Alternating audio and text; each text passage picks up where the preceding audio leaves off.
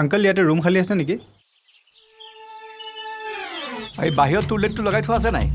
মইতো টুলেটটো এনে চকত লগাই থোৱা নাই নহয় খালী আছে কাৰণে টুলেটটো লগাই থোৱা হৈছে আংকল ৰুমটো চাব পাৰিম নে ৰ'বা ৰুমটো চাবা তাৰ আগতে আমাৰ কিছুমান ৰুলছ আছে ৰুলছবোৰ তোমালোকে জানি লোৱা 10 বজাৰ ঠিক 10 বজাৰ লগে লগে আমাৰ গেট পূৰা বন্ধ হৈ যাব 1 মিনিট দেৰি হ'লে মই কিন্তু গেট খুলি নিদিওঁ আৰু ৰুমত তুমি থাকিবা ন চাফ চিকুণকৈ ৰাখিব লাগিব কিন্তু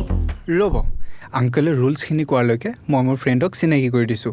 ই মোৰ চাইল্ডহুড ফ্ৰেণ্ড বিকি নিজকে সি গুৱাহাটীৰ লোকেল বুলি কয় কিন্তু গুৱাহাটীত থকা 5 বছৰহে হৈছে থাকে মোমায়েকৰ ঘৰত তো তাৰ মদ খাবলৈ জেগা নাই সেয়েহে সি মোক জব এটাৰ লগতে ৰুম এটাও বিচাৰাত হেল্প কৰি আছে যাতে সি মদ খাবলৈ এটা জেগা পায় কিন্তু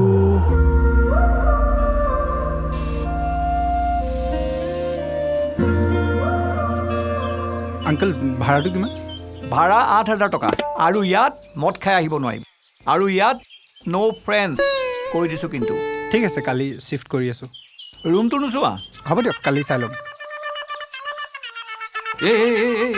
কি মানে পাগলা নেকি বে আবে বুঢ়াই চালা মাল খাব নিদিব বে আবে ননসেন্স নেকি বে তই চালা বুঢ়াই দেখা নাই ফাৰ্ষ্টত কি কৈছে মাল খাবই নিদিব বে প্লেন চালা বিটি হৈ গ'ল বৰবাদ হৈ গ'ল 8,000 টকা দি তই এইটো ৰুমত থাকিবি 12,000 চেলাৰী তোৰ আবে কেনেকুৱা ননসেন্স মানুহ বে তই ইমান ধুনীয়া ছোৱালী মই আজিলৈকে দেখা নাই বুঢ়াৰ জীয়েক হ'ব চাগে এনেকুৱা লাগি আছে আজিয়ে শ্বিফ্ট হৈ যাওঁ নেকি